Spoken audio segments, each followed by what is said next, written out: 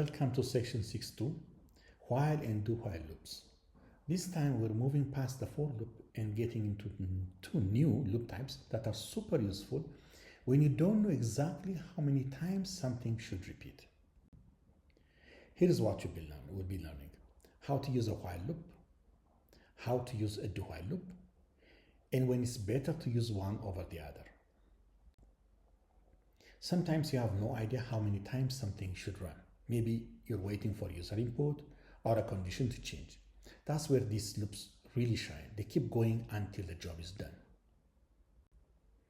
Let's say you're writing a program that takes in exam scores. But here's a twist. You don't know how many scores the user will enter. You can't set a limit. Instead, you just keep reading scores until they enter something like -1 to stop. Enter the while loop. This loop runs as long as the condition is true. It checks first, then runs. If the condition is false from the start, the loop doesn't run at all. Here is the basic syntax. While, in parentheses, the Boolean expression, curly braces open, and the code to repeat will be inserted. As long as that Boolean expression is true, the loop keeps going. This is what we call a pre-test loop. The condition is checked before the code runs. If it is false, the code inside the loop might never run at all. Let's revisit our rocket countdown example, but this time with a while loop. We still need a starting value, int I equals 10, a loop condition, I greater or equal to 0, and an update, I minus minus. Here is what that looks like in code. Very simple and effective. In the slide example, the initial value of num is 0, and the Boolean expression is num greater than 10 instead of num less than 10. It's already false from the start because 0 will never be greater than 10. The while loop evaluates the Boolean expression num greater than 10, finds that it's false, and prints, let's count to 10. We've counted to 10. Even worse, you could accidentally write an infinite loop. That's when the condition never becomes false. The loop just keeps running forever. Unless you stop it manually, it will never end. It's not ideal. Let's say in our countdown loop, you accidentally wrote I++ instead of I minus minus. Now I keeps going up, staying above 0 forever. That's an infinite loop. Always double check your update expression.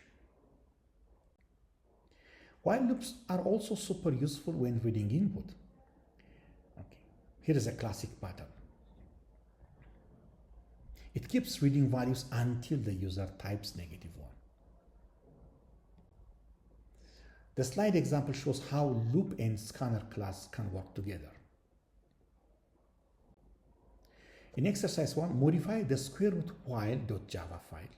Use the while loop to keep asking the user for a number until they enter a non-negative number. Then use math squared.square root to show the result.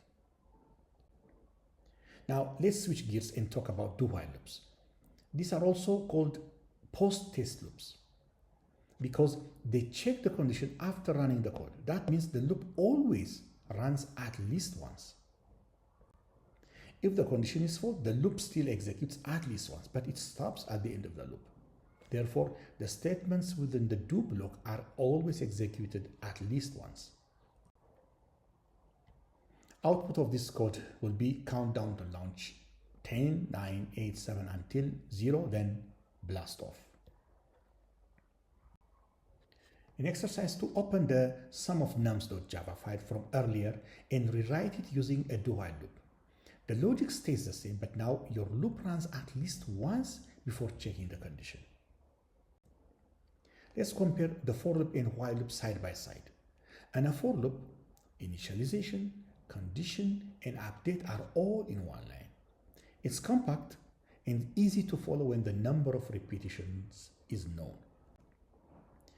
In the next 3 slides, you see a while loop example at the top of the slide.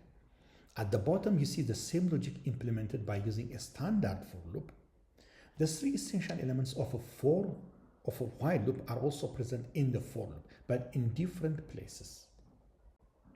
In a while loop, initialization happens before the loop.